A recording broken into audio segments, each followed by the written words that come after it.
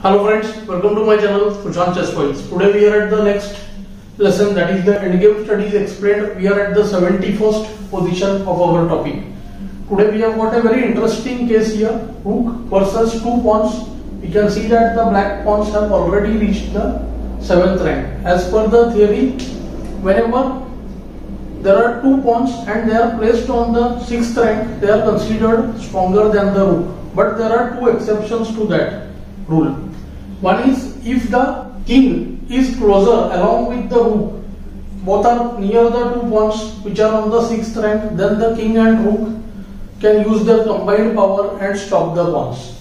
And here the exactly opposite case where our king is closer to the opponent's king. The king is not closer to the opponent's pawn but closer to the opponent's king, which allows many mating nets and sometimes drawing chances.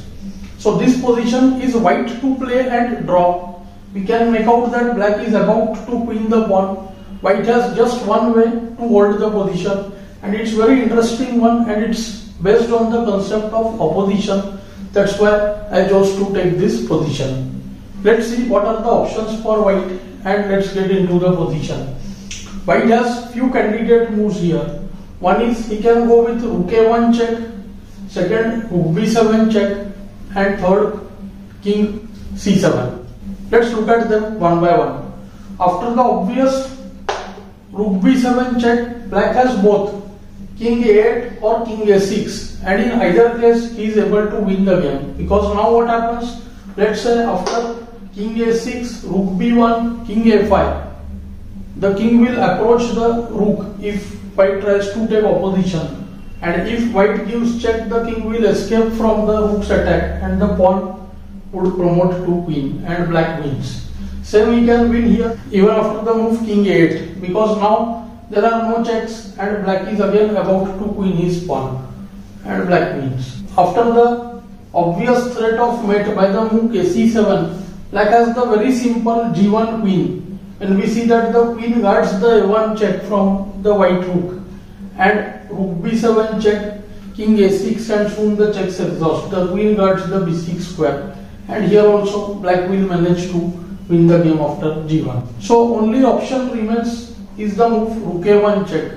But what happens is, when we calculate, we see that after rook a1 check, kb8, again rook b1 check, king is not compelled to go to a8 or a7, but the king goes to c8.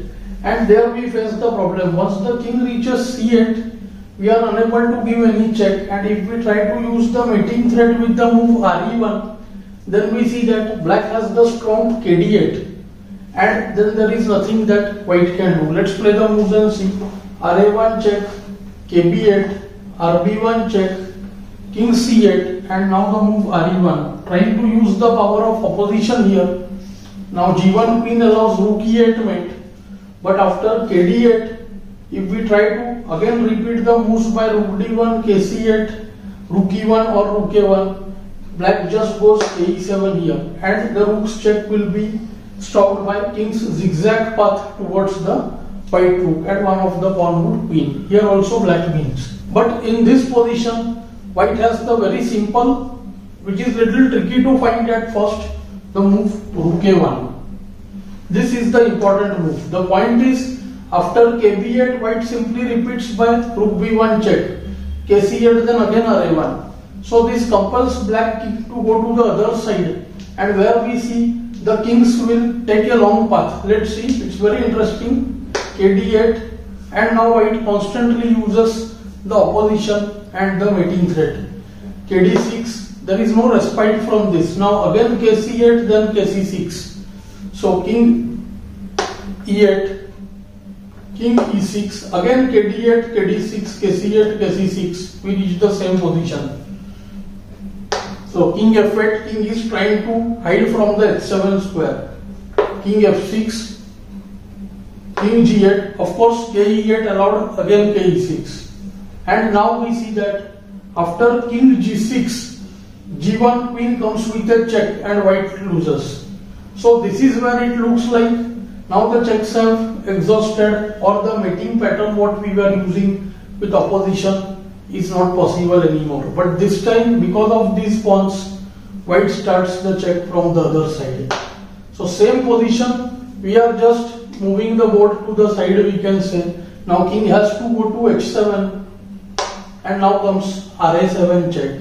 If king h8, then again ra8 check. So king h6 forced, and by now you must have understood. Simply the rook goes to 8 once again. And now there is, in this case, there is no way to go to the other side. Now after king h7, just rook a7 check, kg8, rook a8 check.